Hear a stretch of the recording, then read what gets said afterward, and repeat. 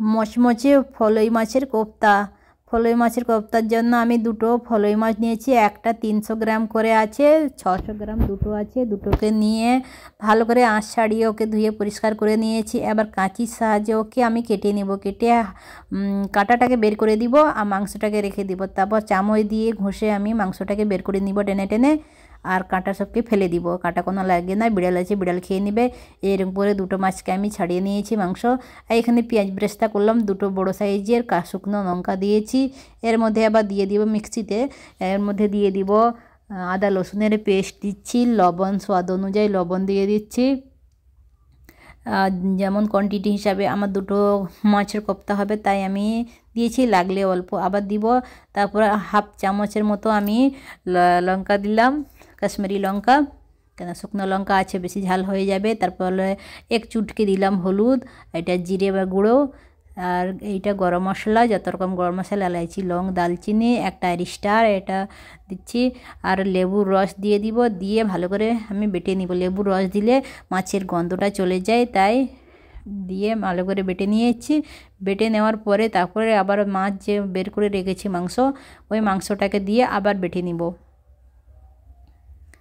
অল্প কাঁটা থেকে যায়, মিক্সিতে বাটলে ওই কাঁটাটাও পুরো চলে যায়।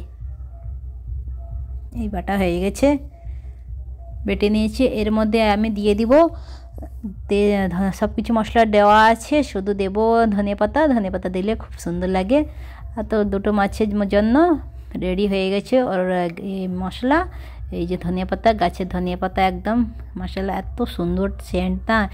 শীতকালে নিজেদের গাছ লাগালে কি ভালো লাগে, তাই না? আর ধনিয়া পাতা নিজেদের গাছ থেকে তুলে এনে রান্না করার সময় নিয়ে আসি, কি ভালো লাগে আমাকে। তো মাছটাকে গোটা বিছিয়ে দিলাম ভালো করে।